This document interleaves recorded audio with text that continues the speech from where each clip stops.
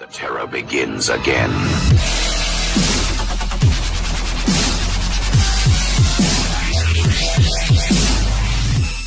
Cerita diawali dengan bangunnya Vincenzo Cassano, penasehat hukum atau pengacara mafia terbangun dan bersiap-siap untuk pergi. Ia menuju rumah Emilio. Di perjalanan ia melihat helikopter menyiram pestisida melewati bersama mereka. Sesampainya di sana, Emilio menanyai alasan kedatangan Vincenzo di hari pemakaman bosnya.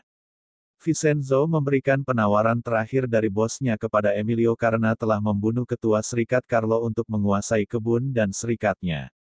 Namun Emilio enggan menerimanya karena ia merasa tidak ada hubungannya dengan keluarga Cassano dan keluarga Lucchino akan melindunginya. Karena Emilio terus mengolok Vincenzo sebagai orang Asia dan menyuruhnya untuk kembali ke negaranya, Vincenzo menyumpahinya jika perbuatan Emilio ini akan terbalas. Vincenzo pun berjalan pergi meninggalkan kediaman dan kebun anggur itu. Emilio tidak melihat helikopter yang menyiram pestisida itu dan bertanya-tanya mengapa mereka menyirami di luar jadwal.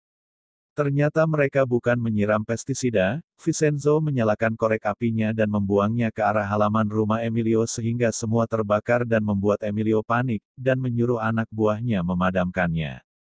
Vincenzo mendatangi pemakaman bosnya. Ia mengobrol dengan Paolo, anak bosnya, kalau merasa cara Vincenzo menyelesaikan masalah dengan membakar kebun itu pilihan yang bodoh. Vincenzo memberitahu jika itu perintah terakhir bosnya dan menyuruhnya untuk menyelesaikan dengan cepat apapun caranya. Paolo kesal, karena ayahnya selalu mempercayai Vincenzo daripada dirinya. Vincenzo pun memberitahu jika bosnya melarang mereka menyakiti wanita dan anak-anak tetapi Paolo orang yang gegabah. Paolo tambah merasa kesal dan menyuruh Vincenzo untuk menghormatinya sekarang, karena dirinya sekarang bos. Malam harinya sekelompok suruhan Paolo datang menyergap apartemen Vincenzo dan memperbaiki tempat tidurnya yang mereka kira Vincenzo ada di dalam, akan tetapi itu adalah jebakan Vincenzo. Kemudian ia menembak suruhan Paolo. Paolo turun dari mobilnya dan mendapat telepon. Ia terkejut karena Vincenzo tidak mati, dan mengancamnya. Vincenzo meminta maaf karena mungkin mobil yang dipakai Paolo adalah mobil kesayangan. Paolo terkejut melihat mobil itu meledak dan terbakar di dalam matanya. Vincenzo mengancamnya dan memberitahu jika ia akan meninggalkan Italia dan tak akan kembali. Vincenzo merusak kartunya dan memasukkannya ke dalam minuman yang disediakan.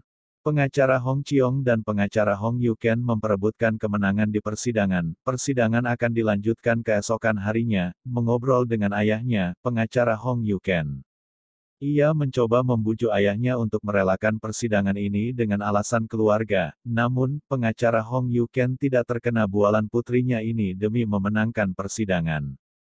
Vincenzo sampai di bandara. Ia dicek petugas karena terdapat tersangka pembunuhan di Korea. Setelah pengecekan ia menelpon Paco untuk memberitahu jika ia sudah sampai dan akan menemuinya. Tak sengaja seorang supir taksi menawarinya untuk naik taksinya karena ia baru saja jadwalnya dibatalkan. Vincenzo pun naik taksi itu menuju ke Seoul.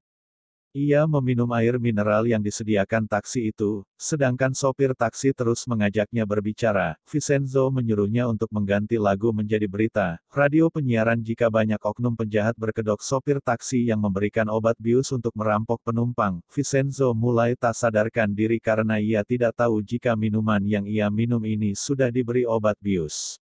Salah satu anggota Badan Intelijen mengetahui jika seorang mafia Italia, Vincenzo Cassano datang ke Korea sehingga ia memberitahu ketuanya akan hal ini. Namun, ketuanya menganggap jika tidak ada alasan seorang mafia datang ke Korea sehingga ia berpikir mungkin mafia itu sedang berlibur dan menyuruh anak buahnya untuk tidak perlu panik dan mempermasalahkan hal ini. Di sisi lain pengacara Hong Cha berhasil memenangkan persidangan sehingga membuat ayahnya sendiri kalah. Perampokan itu mengambil semua barang mewah dan uang yang dimiliki Vincenzo dan menyisakan 50.000 won aja. Vincenzo terbangun dan tersadar jika ia sudah dirampok. Ia menyumpahi akan membalas perbuatan perampok itu. Ia pun naik bus untuk menuju Seoul melanjutkan perjalanannya. Di dalam bus seorang ibu-ibu memberikan tisu kepadanya untuk mengelap mukanya yang penuh pasir.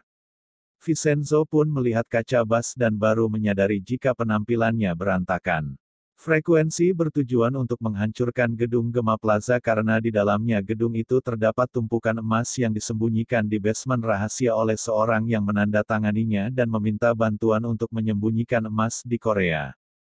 Vincenzo menyuruhnya untuk membeli gedung yang tak terpakai dengan nama Paco dan ia menutupi hal itu dengan menyewakan gedung itu.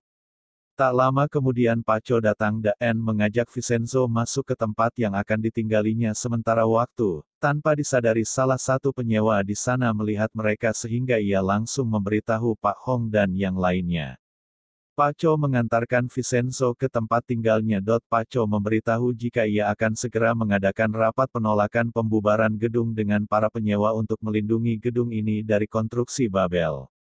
Vincenzo mengancamnya dan memberitahu jika ia tidak akan tinggal diam atas pembelian ilegal yang sudah diperbuat grup, juga mempertegas jika gedung ini adalah miliknya dengan bahasa Italia.